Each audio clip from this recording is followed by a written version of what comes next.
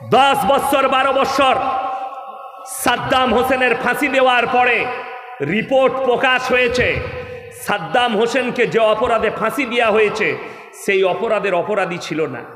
দিতে পেরেছে? জজ ডব্লিউ বুশের ফাঁসি দিতে পারবে? অন্যায় করার কারণে, যুদ্ধ করে হাজার হাজার নিরীহ শিশুদিকে হত্যা করার কারণে জজ ডব্লিউ বুশকে রাষ্ট্রসংঘের ক্ষমতা আছে যে তাকে ফাঁসি দিই?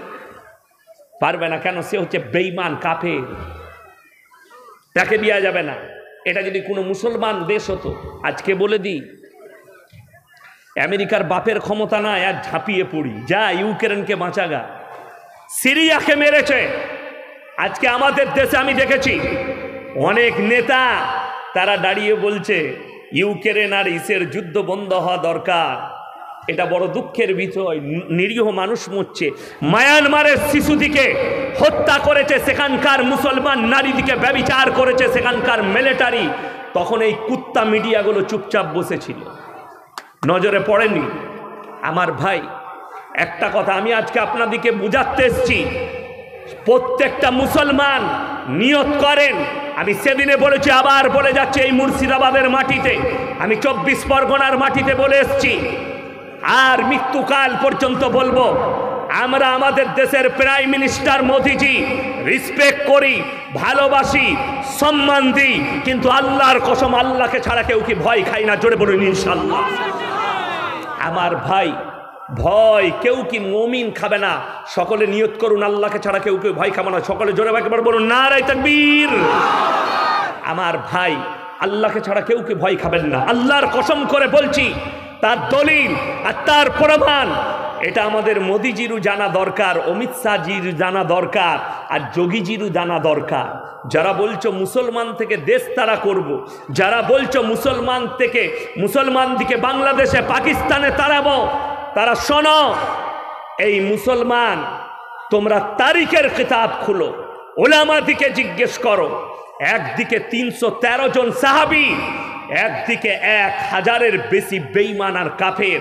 তারা খালি আল্লাহর উপরে বিশ্বাস আর ইয়াকিন করার কারণে আল্লাহ জয়লাভ করিয়েছেন। জোরে বলুন সুবহানাল্লাহ। আমরা যদি আল্লাহর উপরে বিশ্বাস আর ইয়াকিন রাখি, পৃথিবীর কোনো শক্তির ক্ষমতা নেই কোরআনকে মিটুই আর ইসলামকে মিটুই। তো শোনো, আমার আল্লাহ ওয়াদা করেছে, ওয়ালান তাজিদা লিসুন্নাতিল্লাহি তাবদীলা। গোটা পৃথিবীর শক্তি যদি একদিকে হয়ে যায়, আমার কোরআনের একটা জের জবরকে মিটাবার ক্ষমতা পৃথিবীর কোনো শক্তির নাই। জোরে একবার বলুন সুবহানাল্লাহ। আল্লাহ যেটা ওয়াদা করেন, আল্লাহ ওয়াদা খিলাফ করেন না। আমি ওই জন্য দোয়া করেছি রাশিয়ার জন্য, আল্লাহ তুমি আরো শক্তিকে বাড়িয়ে দাও, ধ্বংস করে দাও আমেরিকাকে। পরমাণু যুদ্ধ শুনেলেন, ইন্না আউলিয়া আল্লাহি লা খাউফুন আলাইহিম ওয়া লা হুম ইয়াহজানুন।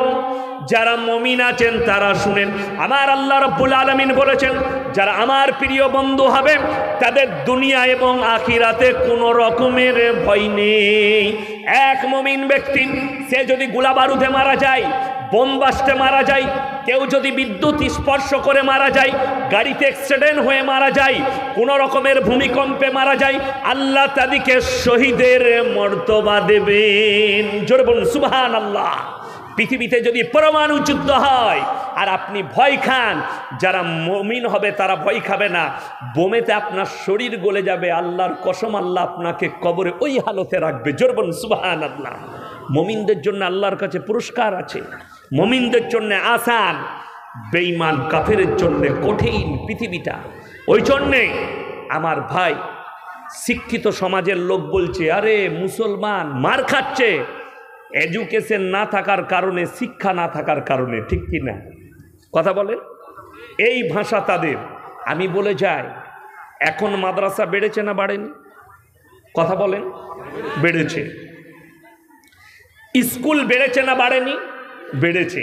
আমি খালি প্রমাণগুলো দিয়ে যাব, শুনেলেন। আমার বয়স 34 প্লাস 35-এ পা রেখেছি, শুরু হয়ে গেল 35 আমার। কি বুঝলেন?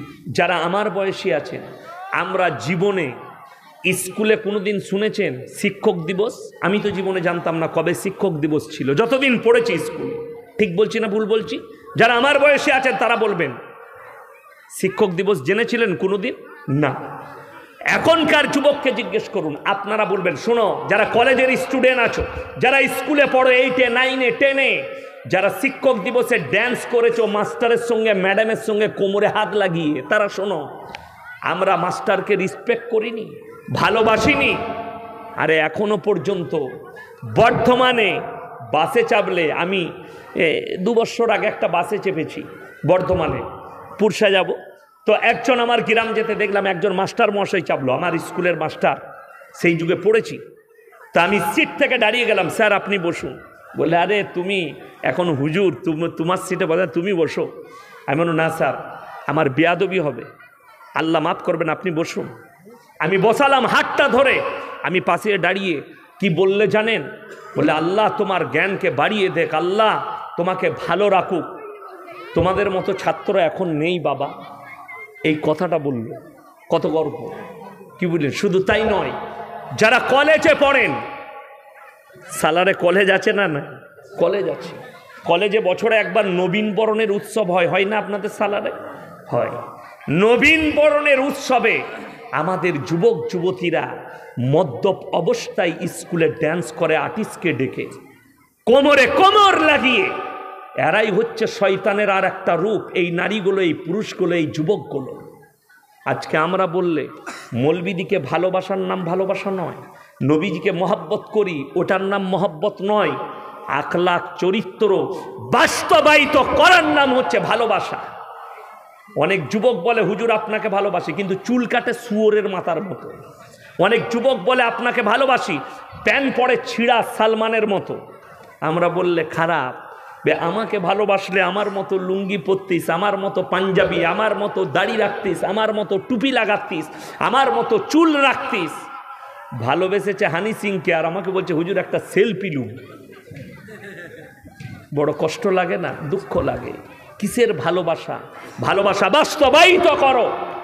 আল্লাহর কসম, নবীজি সাল্লাল্লাহু আলাইহি সাল্লামের সাহাবীদের জন্য আল্লাহ বলেছেন, হে নবী, রাদিয়াল্লাহু আনহুম ওয়া রাযু আন, তাদের ওপরে আমি রাজি, তারা আমার ওপরে রাজি। জোরে একবার বলুন সুবহানাল্লাহ।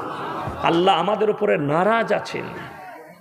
আপনি জানেন না, এই চুপটা যেটা শুরু হয়েছে, লেখেলেন আমি মারা যেতে পারি, কিয়ামতের ময়দানে মুলাকাত হবে, আমার পরের জেনারেশন থাকবে, আমার 12,000 থেকে 13,000 জলসা ইউটিউব আর ফেসবুকে ছুটছে, এটাও ছুটবে।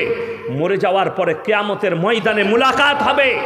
এই যে যুগটা শুরু হয়েছে, এই যুগের 100টা নামাজির মধ্যে 98 জন জাহান্নামে যাবে, 100টা মুসলমানের মধ্যে 99 জন জাহান্নামে যাবে। আপনি অবাক হবেন, আমি প্রমাণ দেবো, দলিল দেবো। যারা বলছে শিক্ষার কথা, আপনাকে বলে দিই, বড় কষ্ট লাগে, দুঃখ লাগে। আপনাদেরকে দেখিয়ে দেবো 25শে ডিসেম্বর ক্রিসমাসের দিনে, আমি বহরমপুরের কথা বলবো না, কলকাতার কথা বলি। কলকাতায় কয়েক হাজার মুসলমানদের যুবক যুবতী তারা ক্রিসমাস পালন করেছে। মোবাইলে উঠেছে, পেপারে খবর ছেপেছে, গুগলে ছেপেছে। বর্ষবরণের দিনে ওই 25শে ডিসেম্বর এক রাত্রিতে কতগুলো আপনার মদ বিক্রি হয়েছে, কত 100 কোটি টাকার ভারতবর্ষে। শুধু তাই নয়, জানেন, শুধু পশ্চিম বাংলায় ওই রাত্রিতে খালি অর্ডার হয়েছে, মানে আর কি অর্ডার কি জানেন, অনলাইন অর্ডার এখনো হয়নি। বউ অর্ডার দিচ্ছে, ছেলে অর্ডার দিচ্ছে, সবাই অর্ডার দিচ্ছে। এখন তো আবার হোম ডেলিভারি খাবারও পাওয়া যাচ্ছে, পাওয়া যায়নি? যায়নি? হ্যাঁ, এমন একটা যুগ আসবে, রেডিমেড ছেলেও পাওয়া যাবে। অনলাইনে ছেলে পাবেন, অনলাইনে বীর্য পাঠিয়ে দিবেন, অনলাইনে ছেলে চলে আসবে। রাগ করছে? ছি ছি বলেন না, আমি একদম হাকিকাত বলছি, তার দলিল দিয়ে যাচ্ছি। রায় দিয়ে দিয়েছে সরকার, অর্ডার দিয়ে দিয়েছে, পেট ভাড়া করে ছেলে নিতে পাবেন। রাজ্য সরকারও বলেছে, কেন্দ্র থেকে বার্তা দিয়ে দিয়েছে, পড়ে নেবেন পেপারগুলো। কি বুঝলেন? আমি খ্যাপা মৌলবি লয়, আমি শওকতের বেটা, অত সুজা লয়। আর আমি কেউ কি ভয় করি না, আল্লাহর কসম করে বলছি, আমার মৃত্যুর দিন পর্যন্ত আমি হক কথা বলবো না। আমি কারু পা চাটা গোলাম, আর না আল্লাহর কসম করে বলছি আমি আল্লাহর গোলাম।